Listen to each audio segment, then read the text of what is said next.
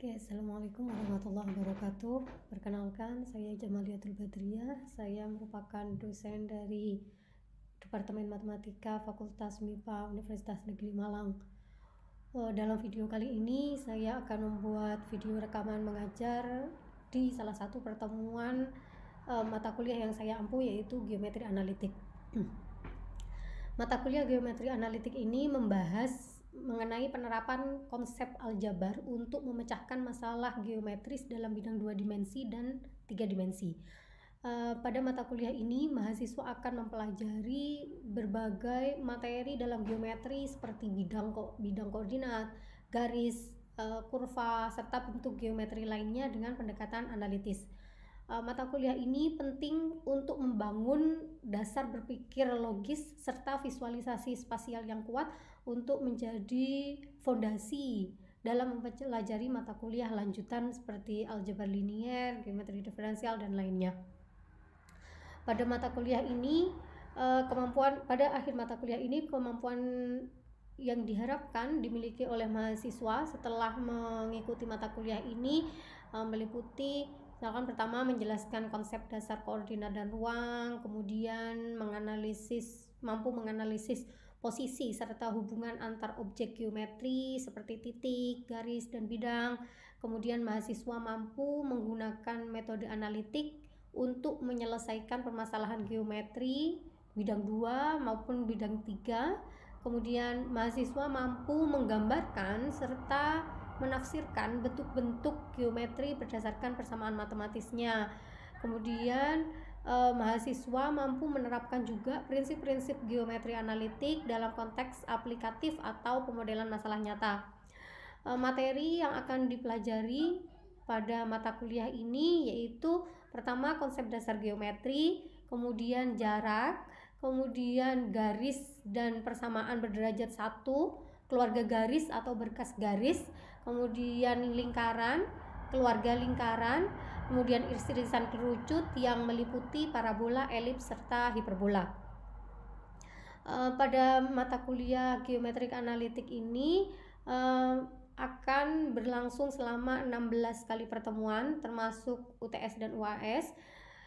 Sistem kuliahnya adalah tatap muka dengan bahasa pengantar bahasa Inggris, karena di mata kuliah ini offering yang saya ampu itu merupakan offering mahasiswa untuk bilingual gitu, sehingga bahasa pengantar dalam mata kuliah ini mostly nanti akan menggunakan bahasa Inggris dengan mungkin akan ada beberapa ya selipan-selipan dalam bahasa Indonesia gitu. Kemudian media yang akan digunakan berupa papan tulis, PowerPoint, kemudian GeoGebra, dan sumber pelajaran akan ada beberapa buku serta akan ada modul juga yang akan nanti saya bagikan. Metode pembelajaran pada mata kuliah ini meliputi ceramah interaktif yang mana dosen akan memberikan penjelasan materi tetapi tetap dengan student centered, yaitu penjelasan ini akan dilengkapi dengan diskusi serta tanya jawab ini untuk memastikan bahwa mahasiswa terlibat aktif dalam pembelajaran. Kemudian mahasiswa juga akan mendapatkan latihan soal, di mana latihan soal ini bertujuan untuk mengasah pemahaman konsep mahasiswa terhadap materi yang sudah dipelajari. Kemudian akan ada tugas yang berupa tugas mandiri dan juga ada tugas terstruktur. Tugas mandiri itu nanti akan berupa pengerjaan soal-soal, kemudian tugas terstruktur nanti akan berupa tugas kelompok yang akan ada beberapa seperti analisis kasus, studi kasus, kemudian ya yang ini dimana tugas terstruktur ini tujuannya adalah mahasiswa mampu untuk menerapkan aplikasi-aplikasi dari konsep-konsep geometri yang dia pelajari dalam kehidupan nyata gitu. Kemudian beberapa dari tugas terstruktur ini nanti akan meminta mahasiswa untuk melakukan visualisasi dalam GeoGebra, sehingga Di sini juga akan ada pengenalan software GeoGebra, yang mana di sini nanti software ini bisa membantu mahasiswa dalam visualisasi di geometri. Kemudian aspek penilaian dari mata kuliah ini yaitu ada aktivitas partisipatif, hasil proyek yang diambil dari tugas terstruktur, dan kemudian pengetahuan. Aktivitas partisipatif ini meliputi aktivitas mahasiswa di dalam diskusi di kelas yang berupa diskusi kelompok ataupun ketika kita dalam pembelajaran. Kemudian hasil proyek atau tugas terstruktur itu nanti akan ada beberapa seperti membuat laporan, membuat rancangan proyek, melakukan studi kasus dan lain sebagainya. Kemudian untuk aspek pengetahuan ini akan diambil dari tugas mandiri yang berupa pengerjaan soal serta dari UTS dan UAS. Bobot penilaiannya sendiri itu nanti akan berupa aktivitas partisipatif yang menilai sikap mahasiswa itu sebesar 5%, kemudian hasil proyek atau tugas terstruktur itu yang menilai pengetahuan serta keterampilan mahasiswa akan berbobot 50%, kemudian tugas mandiri bobotnya 10%, ini untuk menilai aspek pengetahuan, kemudian UTS 15% dan UAS 20%. Oke, terima kasih, itu seputar dari mata kuliah geometri analitik, dan setelah ini saya akan menayangkan video pembelajaran di salah satu pertemuan di geometri analitik yang saya ampuh. So, as you may be aware of this picture from the last slide. So, if you have a cone and then you have it, the possibilities is you will get a circle. So, you know the shape of this, you will get a circle, or if you will slide like this, you will get ellipse. If you have it here, in the top you will get a parabola, and then or if you have it here, you will get a hyperbola.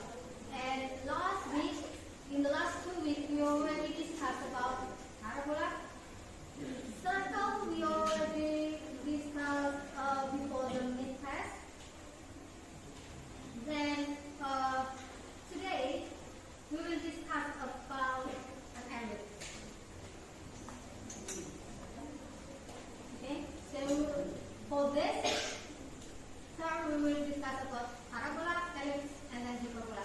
We already done discussion about parabola in the last week. So this week and next week we will discuss about ellipse, and after that we will discuss about hyperbolas. What do you think the application of ellipse? Do you know anything with the ellipse shape?